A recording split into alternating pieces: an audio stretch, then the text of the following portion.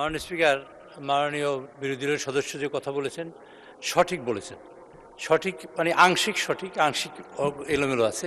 আংশিক সঠিক হলো যে প্রশ্ন উত্তর পর্বের এটা একটা প্রিভিলেজ সকল সংসদ সদস্যের।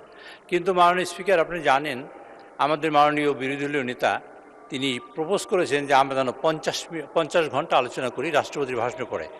তা এখন আপনি শুনতে পান না? আমার কথা শুনতে পাচ্ছেন নাকি মাননীয়? তো 50 ঘন্টা আলোচনা করলে 50 ঘন্টা আলোচনা করার মধ্যে এ যাবৎ আমাদের সব মিলিয়ে 12 ঘন্টা আলোচনা হয়েছে। কাজে বাকি সময়টা আলোচনা যদি আমরা করতে চাই, মাননীয় সদস্যবৃন্দ আলোচনা করবেন, মাননীয় বিরোধী দলীয় নেতার মূল্যবান বক্তব্য রাখবেন এবং মাননীয় সংসদ নেতা মূল্যবান বক্তব্য রাখবেন এবং অন্যান্য মন্ত্রীবর্গ বক্তব্য রাখবেন। সেই সব মিলিয়ে আমি হিসেব করে দেখি যে কোনোভাবেই আমরা যদি 30 তারিখে সংসদ শেষ করি তাহলে এই সময়ের মধ্যে সময় কভার করা যায় না। সেই কারণেই প্রশ্নোত্তর টেবিল করা হয়। কিন্তু এটা যদি মাননীয় সদস্যবৃন্দ চান যে আর রাত 10টার মধ্যে চলুক, তাহলে আমরা সংসদের এই প্রশ্নোত্তর টেবিল করতে চাই না। আমরা নিজেরাই অ্যাকাউন্টেবল, এটা গভর্নমেন্টের যে অ্যাকাউন্টেবল এবং সেটা আমরা নিশ্চিত করবেন সেটা আমরা চাই, আমরা আন্তরিকভাবেই চাই।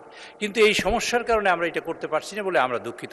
যদি বলেন আপনার মাননীয় সদস্যবৃন্দ একমত হয় যে আমরা রাত 10টা পর্যন্ত চালাবো, তাহলে আমরা 2 ঘন্টা সময় পেলে এখানে আমাদের ভাইজান আমার কথা বলার সুযোগ দেন ভাই। আচ্ছা, তো সুতরাং সেটা তখন এটা করা যেতে পারে। Please allow Chief Whip to talk. Please, other member of this house. আচ্ছা, এগুলো allow করেন Chief Whip সাহেবকে। মাননীয় স্পিকার, এই ধান মানতে শিবের গীত মাননীয় সদস্য আর একটা বিষয় উত্থাপন করেছেন। মাননীয় চিফ হুইপ, আমি এখানে খুব বলেছি যে 2-3টা তিমিরের কথা বলা হয়েছে, আর একটা 2টা হাঙ্গারের অর্ডার দিয়েছি, সবাইকে দাওয়াত করেছিলাম। এই বিষয়ে একটা কার্টুনের আকারে কোনো এক ব্যক্তিকে গ্রেপ্তার করা হয়েছে। মাননীয় স্পিকার, আমি জানি এটা উঠতে পারে সংসদে, এই জন্য আমি ফাইল নিয়ে এসেছি, আর এটা আমার টেলিফোন আছে। মাননীয় স্পিকার, আমি অনেকগুলা চিঠি দিয়েছি, জিডি এন্ট্রি করেছি, কোনো ব্যক্তির বিরুদ্ধে নয়। আমি নিজে মানে আমার দলের লোকেরা করেছে জিডি এন্ট্রি প্রত্যেকটা থানায়। জিডি এন্ট্রিটা করা হয়েছে এই জন্য আমি ফাইল নিয়ে এসেছি। জিডি এন্ট্রিটা হয়েছে 1/12-তে, আর 17/12 এবং 20/12-2025 জিডি এন্ট্রির টাইম এখানে আছে, এটা ফেসবুকে আছে, আমার ফেসবুকে লিখে দিয়েছি। এই তারিখে আমার বিরুদ্ধে এবং আমার দলের বিরুদ্ধে, আমাদের নেতাদের বিরুদ্ধে অসংখ্য কুৎসা রটনা হয়েছে, মিথ্যা এবং বিভ্রান্তিমূলক, অসম্মানমূলক, অসৌজন্যমূলক এবং কুরুচিপূর্ণ, এবং অনেক কথা বলা হয়েছে। বিশেষ করে আমাদের এখানে মন্ত্রীবর্গকে নিয়ে, তখন কেউ মন্ত্রী হয় না, এমপিও হয় না, এরকম সময়। তো আমরা এটা অনুপায় হয়ে আমরা বলেছি কতগুলো ফেক আইডি থেকে এগুলো করা হয়। তা আমি অনুপায় হয়ে তখন আমি ইলেকশন কমিশনে এসেছি, চিফ নির্বাচন কমিশনে দেখা করে তার কাছেও কাগজ দিয়েছি। সেটা জানুয়ারি মাসের 1 তারিখে, আমি জানুয়ারি মাসের 6 তারিখে কাগজ দিয়েছি, দিয়ে তারপর বলছি যে আপনারা এই সব ফেক আইডি থেকে যেসব প্রচার হয় তা বন্ধ করার চেষ্টা করুন। তো এইটা হয়েছে। তারপরে এক পর্যায়ে অনুপ্রায় হয়ে আমি রিটার্নিং অফিসারকে ওই 1/6 আমি আর একটা চিঠি দিয়েছি, রিসিভ করা কপি সব, এগুলো তো আমি দেখাচ্ছি, সবই রিসিভ করা কাগজ এখানে। এই রিসিভ করা কাগজ এগুলা মাননীয় সদস্য যেটা বলেছেন উনি সঠিক জানেন না বা জানতে পারেন না, সেই জন্য। 1 মিনিট আমার কথা শেষ করতে দেন, আপনার হাত যাওয়ার দরকার নেই, আমার কথা শেষ করি। এগুলো হওয়ার পরে চিফ হুইপ আমাকে অ্যাড্রেস করেন প্লিজ। আপনাকে অ্যাড্রেস করে কথা বলছি। এগুলো দেওয়ার পরে মাননীয় সদস্য এগুলো আমাকে অ্যাড্রেস করেন। এই সব দেওয়ার পরে আমরা অ্যাকচুয়ালি কোনো সুরাহা করতে পারিনি। এটা আইন শৃঙ্খলা কমিটির মিটিংয়েও আমরা বলেছি যে যারা ফেক আইডি দিয়ে এটা করে আপনারা তাদের বের করে তাদের শাস্তি আওতায় নিয়ে আসেন অথবা কোনো একটা ব্যবস্থা করেন। কিন্তু ফাইনালি নির্বাচনের আগে আমরা করতে পারি নাই। আমি তারপর গতকালকে আমি পত্রপত্রিকা দেখেছি যে এক ভদ্রকে গ্রেপ্তার করা হয়েছে কার্টুন আকার করে।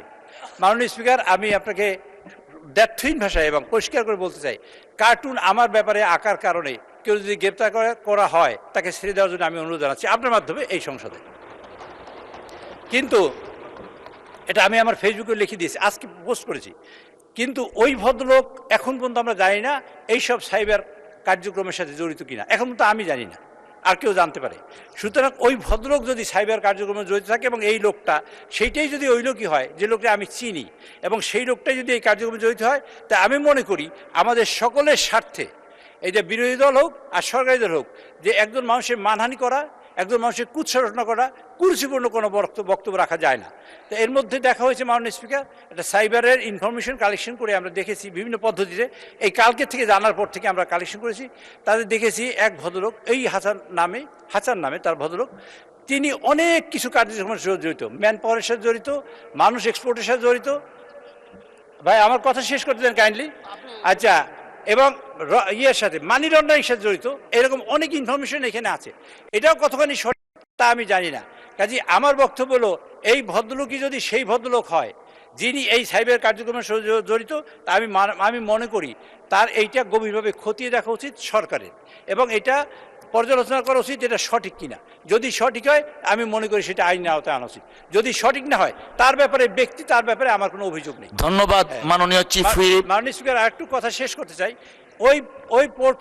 ওই ফেক আইডিগুলোর থেকে মাননীয় প্রধানমন্ত্রী মানে সহধর্মিণী তার কন্যা, মাননীয় চিফ হুইপ, আমাদের তো নামাজের সময় হয়ে গেছে, একটু বসেন। আমি শেষ হয়েছে তো, এই সকলের মধ্যে কুরুচিপূর্ণ কথা হয়েছে।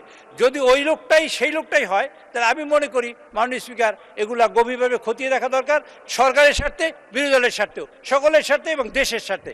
ধন্যবাদ মাননীয় ধন্যবাদ মাননীয় চিফ হুইপ।